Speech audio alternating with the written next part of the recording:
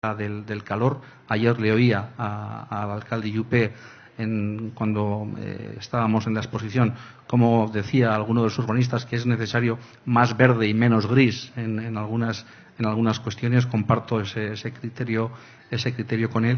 Y también estamos, otras dos cuestiones eran buscar la biodiversidad como un elemento muy importante en una ciudad que estamos conectados prácticamente con el anillo verde que rodea Bilbao, con el monte, para que se me entienda, con paseos que nos lleven directamente a que el verde esté cada vez más cerca, y luego la permeabilidad de los suelos también para evitar el riesgo de las inundaciones o la mejor gestión de ese agua pluvial, ¿no? Y también estamos en un plan de movilidad urbana sostenible, donde estamos hablando del vehículo eléctrico, donde estamos hablando de la bicicleta. En Bilbao estamos en una ciudad en la que el 95% de la población tiene una parada de autobús a menos de 300 metros de su casa, donde el 60% de los desplazamientos al trabajo se hacen andando, se hacen a pie, ¿no? Bueno, todas estas cuestiones, el ámbito de la planificación me parece, junto al de la colaboración, un ámbito muy importante.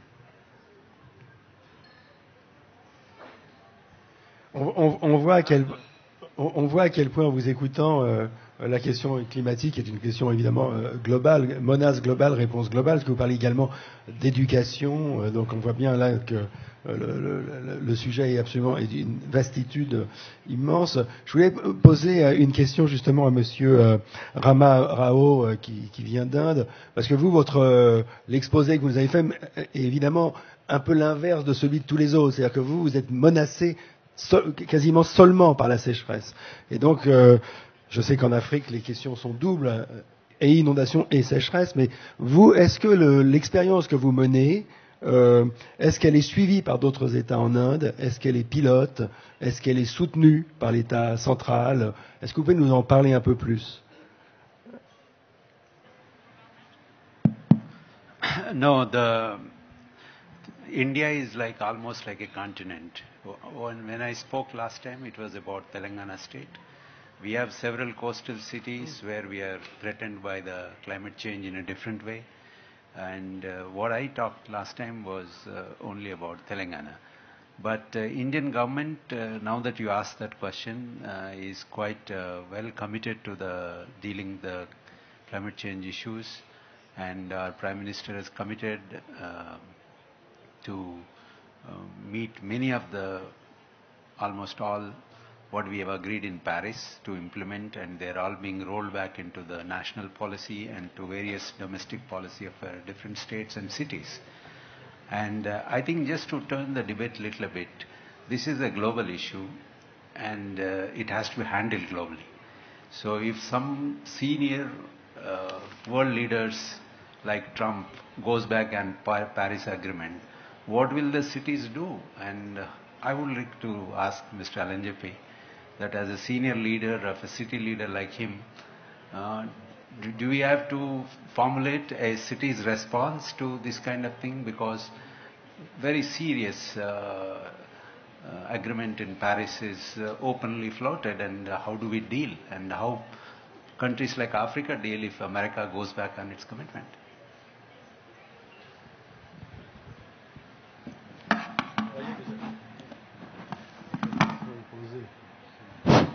Je croyais que vous alliez me demander comment se débarrasser de Trump. Mais ça, j'ai pas la solution, malheureusement.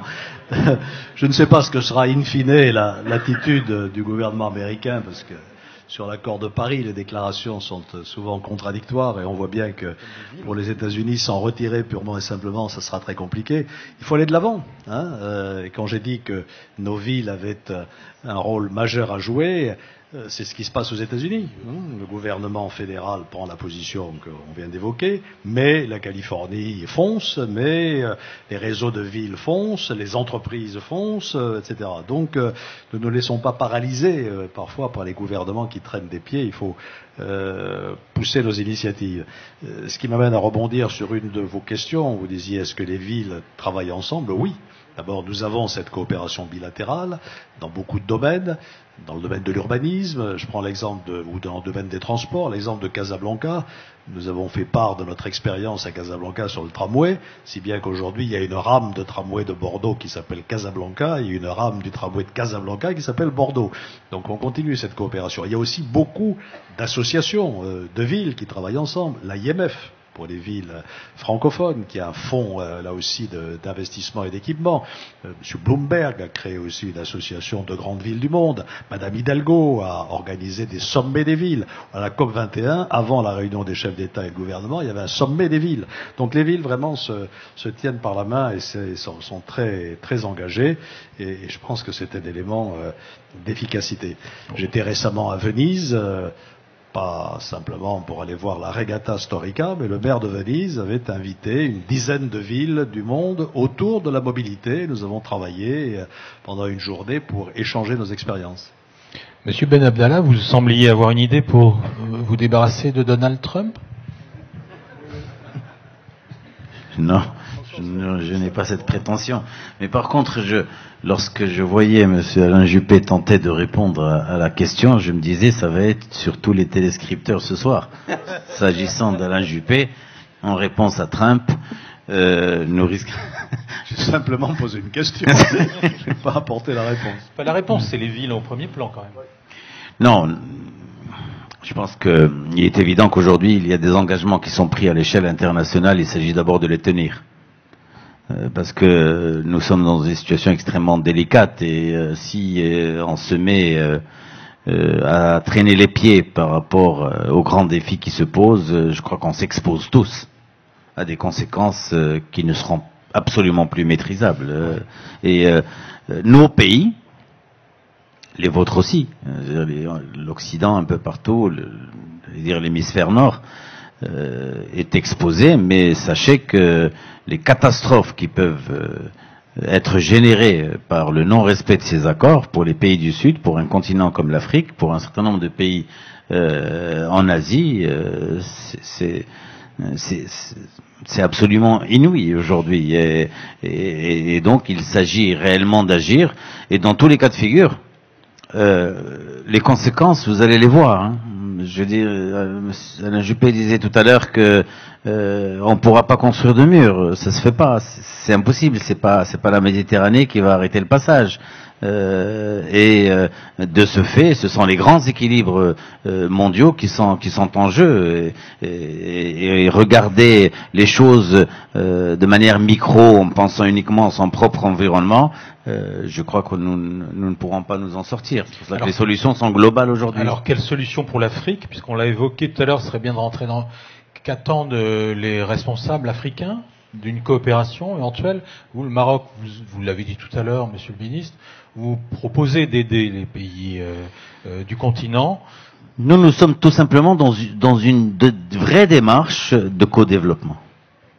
C'est-à-dire que nous essayons d'apporter, par exemple dans le domaine qui est le mien aujourd'hui, nous essayons d'apporter les solutions que nous avons mises en œuvre, qui ne sont pas les meilleures, mais en tout cas, ça permet d'améliorer l'existant. Lorsque nous travaillons, par exemple, dans une ville comme Conakry, je peux vous dire que cela est extrêmement difficile, mais nous le faisons parce que nous essayons d'apporter un peu d'ordre urbain. Nous essayons d'apporter un mieux en termes de qualité de vie par rapport à ces populations et de créer les conditions d'un vrai développement pour les populations concernées. Lorsque nos entreprises essayent de créer du logement social dans les mêmes conditions que ce que nous faisons au Maroc et au même prix, pour que ce soit accessible aux populations concernées, eh bien là aussi, ce sont des solutions qui sont adaptées au continent africain. Lorsque nous apportons notre contribution en matière d'aménagement du territoire, en matière de mise en place de plans d'urbanisme, en matière d'accompagnement, en savoir-faire, lorsque nous accueillons un certain nombre de compétences africaines pour essayer de les mettre à niveau par rapport au suivi de ces défis, c'est l'apport concret qui est le nôtre aujourd'hui, parce que nous savons de toute manière que nous y sommes condamnés d'abord par devoir de solidarité, mais également parce que nous allons subir les conséquences de tout cela. Et il s'agit d'être réaliste en politique. Nous sommes clairement conscients aujourd'hui que l'avenir du Maroc est en Afrique. Qu'en pensez-vous, monsieur le maire de Bamako, monsieur le délégué général de Douala? Qu'attendez-vous de ce que peut vous amener cette coopération entre pays ou entre sociétés plus largement? Non, au fait, cette coopération a déjà beaucoup apporté dans nos villes et dans nos pays. Mais je ne pense pas que ce soit la solution soit éternelle, que la solution dans nos pays et dans nos villes reste aussi seulement sur le plan de la coopération. En tant que politique, en tant que responsable, en tant qu'autorité, nous avons aussi des devoirs. Oui. L'exemple, par exemple, que mon collègue de Douala a dit concernant l'évacuation des canalisations, des zones linéaires. Souvent, c'est des zones linéaires de canalisation qui sont transformées en dépôts de transit d'ordures. Des gens, ils sortent, ils mettent des choses, des déchets dans les canalisations, ils les bouchent. Cela, c'est une situation de sensibilisation, de pédagogie, d'éducation de la population. Ils ne sont pas du domaine de la coopération. Oui. Il faut nécessairement que, à notre niveau, on essaie de sensibiliser, on essaie d'éduquer, et au besoin qu'on essaie de voir dans quelle mesure, à la limite de la sensibilisation, que la sanction puisse commencer. Maintenant, dans le cadre de la coopération, l'exemple, je suis là pourquoi? C'est dans le cadre d'une coopération. Nous venons, Alain Juppé, c'est le maire de Bordeaux, il n'a pas été que le maire de Bordeaux, il a une expérience internationale, on fait le tour, on voit plein de maquettes de villes innovantes. Nous venons nous insérer d'une coopération.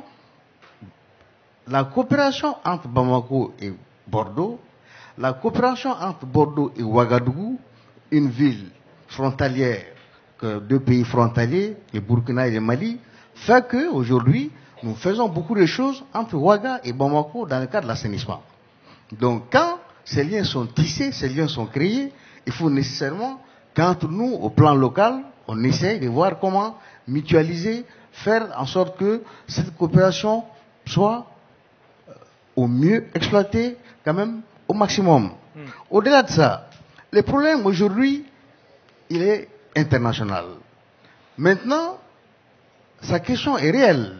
Par rapport à certaines questions sur le plan international, il faut nécessairement qu'on se demande, par rapport au comportement de certains dirigeants qui doivent peser lourd, qu'est-ce qu'il y a lieu de faire sur le plan de la diplomatie internationale. Ça, ce sont des questions réelles que des forums comme l'Agora, cette année, nous sommes là, en mars 2018, nous serons au Maroc, faire en sorte qu'il puisse y avoir d'autres réflexions. Au-delà de ça, beaucoup de questions ont été posées ici, beaucoup de réponses ont été données, des expériences ont été partagées. Ça pourra donner d'autres idées, de nouvelles façons de faire d'ici mars 2018, afin que nous puissions penser et trouver des solutions pour le monde entier. Monsieur Ntoné, comment est-ce que vous voyez les choses sur les solutions pour l'Afrique? Merci. Si nous regardons d'abord au niveau international, j'ai l'impression que la problématique du changement climatique est une problématique un peu mystérieuse. Moins on y croit, plus elle donne ses preuves. Vous avez vu ce qui s'est passé aux États-Unis. Donc, il n'y a plus de place pour le scepticisme. Tous ceux qui sont sceptiques seront frappés par des catastrophes naturelles pour leur montrer que, au fait, c'est un problème réel. C'est pour cela que, à ce niveau supra, il faut que nous, les villes, on veille à ce que les engagements soient respectés. Nos pays ont ratifié les accords de Paris et il y a un certain nombre de retombées, en particulier en direction des pays africains, en particulier en direction de ceux-là même qui, pour le moment, peuvent être considérés comme les poumons qui oxygènent encore. Je parle du cas, par exemple, de l'Afrique centrale, avec les forêts qui existent. Nous devons donc y veiller, faire des plaidoyers auprès de nos États, pour que nos États aussi, comme l'a fait mon président à l'ONU, rappellent ses engagements au niveau international. L'autre niveau, c'est la coopération. Nous y sommes. Et je pense que les villes sont accompagnées de manière multiforme. Et je crois que cette solidarité est à encourager. Plus particulièrement pour la ville de Douala, les grands projets qui sont en train de se dérouler dans le sens de l'amélioration de l'environnement, d'instaurer un développement durable, le sont grâce à la coopération. Et je peux les citer. Avec la France, à travers l'AFD, le grand projet d'assainissement, c'est 109 milliards de francs CFA. Avec le fonds français pour l'environnement, le FEFEM, c'est une expérience pilote dans la ville de Douala, dénommée Douala Ville Durable, un quartier assez marécageux, populeux, qui va être transformé. En francs CFA, c'est pratiquement 5 milliards de francs CFA. Je peux citer, je l'ai dit tout à l'heure, tout va converger vers ces deux thématiques. Parce que c'est elle qui est vendable maintenant. Vous ne pouvez pas parler de transport sans déboucher vers les défis climatiques. Donc, avec la ville de Bordeaux, je crois aussi que, in fine, par rapport à nos villes, il est question aussi qu'on améliore la gouvernance urbaine, gouvernance métropolitaine, parce que c'est des notions assez complexes, c'est des notions complètes, inclusives, qui voudraient que les villes maîtrisent tous les aspects. Dans le cadre de l'Association internationale des maires francophones et dans bien d'autres cadres, nous sommes en train de faire la